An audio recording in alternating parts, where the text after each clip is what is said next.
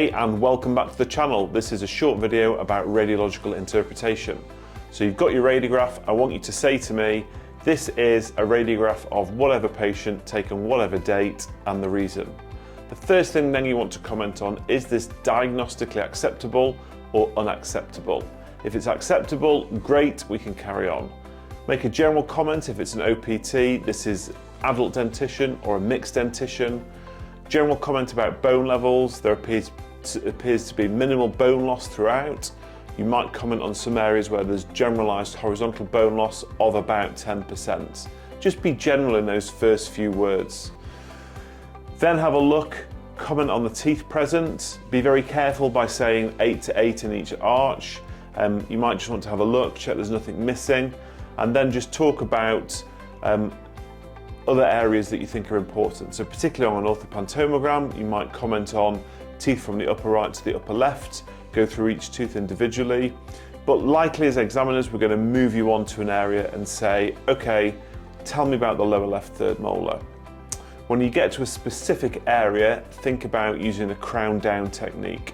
So talk about the crown, the status of the crown, are there any radiolucencies?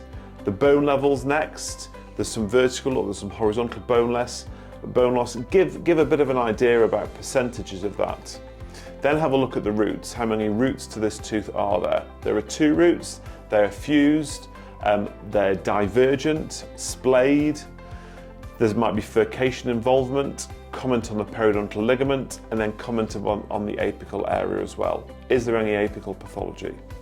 Particularly with mandibular third molars, we want to talk about the presence of the inferior alveolar nerve canal and where the apices of the tooth are in relation to that.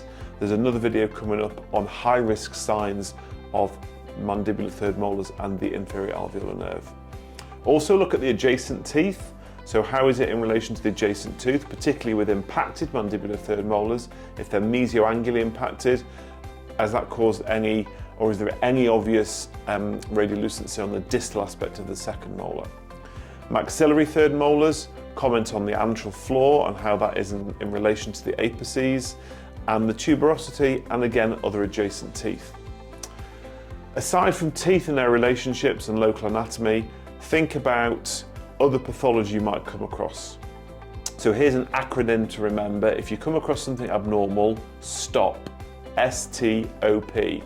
S, sight, size and shape, so describe it. T, is it translucent, is it radiopaque or radiolucent?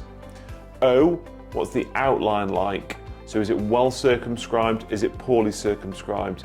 And P, have you got any previous imaging that you can compare it with?